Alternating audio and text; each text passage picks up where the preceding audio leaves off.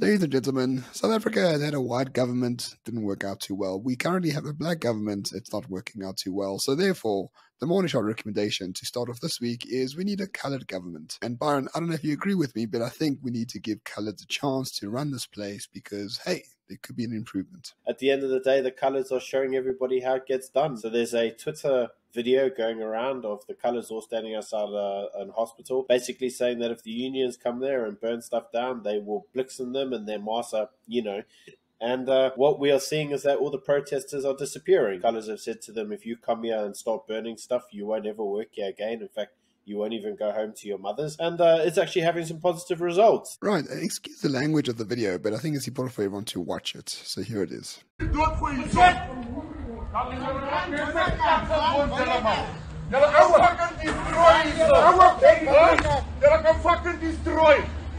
Fuck you.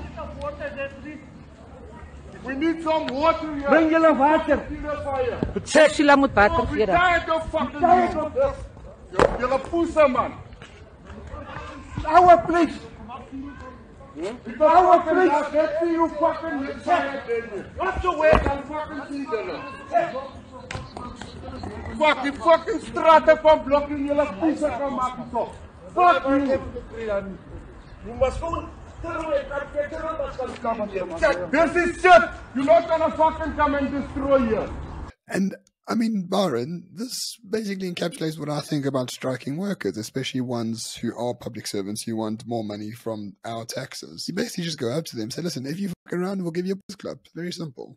I don't know what more is needed to show why coloured should run the government. Yeah, so I mean, this actually gets further exemplified by what's happened now in the Western Cape. Now, a member of Parliament for the Freedom Front Plus has recently attacked the ANC by calling them foreigners. He says that they all come and they invade the Western Cape, then they all demand special privileges, which means that the Coloureds, the Indians, and other minority groups that are on the housing list or get chucked off the housing list, and they're all expected to provide for the invading forces from other provinces, which he says are being badly governed by the black majority government. And he says that they now consider them to be invaders and foreigners in the Western Cape, which they consider to be an independent place from the rest of South Africa. Pretty based. It is pretty based. So he started off by saying that he wants the empowerment of coloured and Khoi emerging farmers in the province, coloured and Khoi entrepreneurs, Indian households, and all these people are sort of on waiting lists for houses, for land, for grant applications, for whatever the case might be. These minorities in the Western Cape are on waiting lists, while all the causes from the Eastern Cape and the rest of the black majority from the rest of the country are coming in and basically just taking up all the space that is available. And he says this, unfortunately, is causing racial tension. So he wants the Western Cape government to actually sort of build a wall and stop, in his words, the black invasion of the Western Cape, because essentially the ANC are racist, so they just want to come in and dominate everywhere, including the Western Cape, where they never held the majority in their life. The ANC had a very curious response to this. First of all, the chief whip is called Pat Lacker. That's a great name. I fully appreciate the name. But the ANC had this to say, this is very unfortunate, it's very racist, and, blacks are South Africans and should belong here, and therefore that this is a problem when Peter Murray, the Freedom Front Plus guy, says that these people are invaders. Now, Byron, if we cast our mind back, for the last 30 years, how many times did we hear the notion that whites don't belong in Africa, that whites are the colonialists, whites are the settlers, the 1652s are the reasons why South Africa is such a shithole, stemming from the ANC? I'm sure I've heard that argument quite a few times. Yeah, I'm pretty sure I've heard parliamentary MPs even talk about the invaders, the visitors, we're just foreigners in this country. Coincidentally, they ignore the Indian population, which has, in many instances, been in South Africa for nearly 250 years. So, it's very curious that all of these individuals are classed as foreigners, settlers, invaders. But when the ANC has very rightly pointed out that many of them do come from the north and do go to the Western Cape looking for opportunities, and unfortunately in the process of doing that do then continue to vote for the ANC and cause more shit in the Western Cape, can't really deny that. I mean, facts are facts. But I think the curiosity, in my opinion, actually comes in with the other response, which the deputy of the ANC in that region had to say. And he says that Peter, who's the Freedom Front Plus individual, is attempting to create an Orania out of the Western Cape. I mean, as long as it has better architecture than Orania, because Orania has been showing us pictures of the new houses being built there and just looks,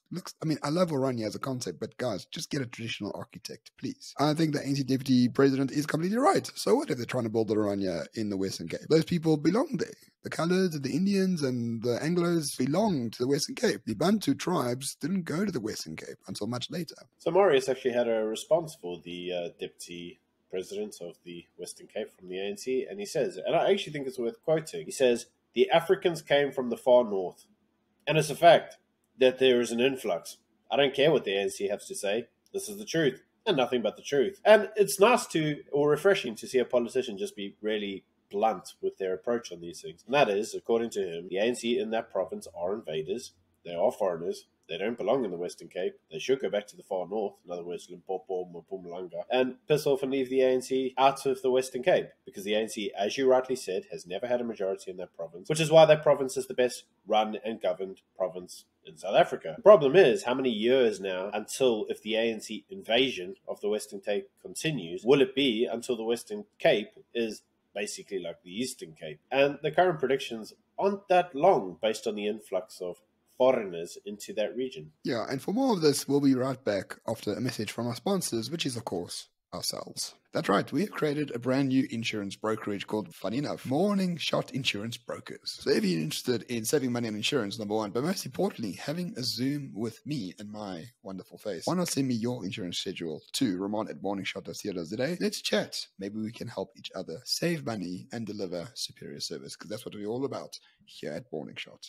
And we are back. And Byron, I think another important aspect of this particular story is that people have asked the Freedom Front Plus leader for comment because his MP is now being this racist guy. And Peter Groenewald, who is the leader, says, well, what he's going to do, he's not going to apologize for what Peter Murray says. He's just going to engage with Peter Murray and try to ascertain the facts which transpired during the course of that setting, which is a remarkable difference between the Freedom Front Plus and the way they deal with this controversy. And like any other political party, like the DA would apologize immediately at this stage or try to defend themselves. Whereas the Freedom Front Plus are just saying, well, we will just find out exactly what he meant and then we'll decide what we will do. That seems very mature to me and a good thing. That is a very mature approach. But I mean, the problem is that, and this is what Peter seems to understand, that the DA doesn't. It is not beyond the ANC to distort the narrative in order to gain political point scoring. So I mean, Pat Lecker, by the way, it may sound like a white male, but it's not. It's actually a black female in that legislator. And as a black legislator in that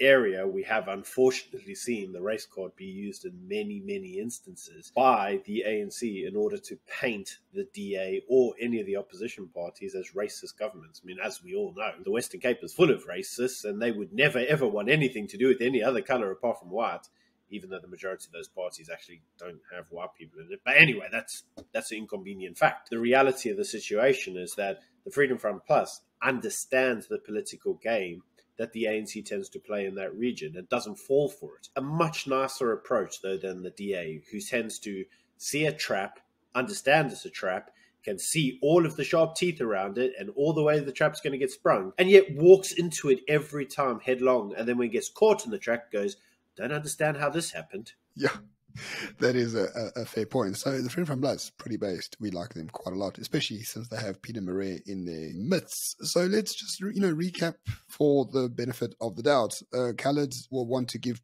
clapper to protesting rioters outside hospitals. We agree. Number two, they think the Western Cape should sort of be independent and created an Orania there. We agree. And number three, based on our video last week of Gator McKenzie, he wants conscription, guard, and no race or land reform for the most part in South Africa. So, I mean, based on all that criteria, Byron, the only conclusion we can come up with is that maybe we should give the Coloureds a chance to just run this country for 5 years. I mean, we've got nothing to lose. It's not like they can, destroy stuff more than they already are. Well, what's the worst that could happen? We have no electricity. We soon won't have water, and we don't have a police force, and we don't have trains. So the only way from here is up, I suppose. And if the Coloureds lead the way, as a coloured government, the Morning Shot recommendation is just vote for the Coloureds to run this country for 5 years. I think it's worthwhile. In the modern ideology, as we all know, there's 87 genders and about 365 different races of people. And we're all told that gender is a spectrum. It's not really, it's actually pretty binary. But with that being said, you know what the true spectrum is? Race. because some people are more blacker than others, some people are more whiter than others. And arguably, Mr. Gayston and all of his coloured individuals do sit somewhere in the middle. They are the true centralists of South Africa. They can legitimately claim to represent some of the whiteys and some of the blacks. What can I say? Maybe they are the true centralists that South Africa needs.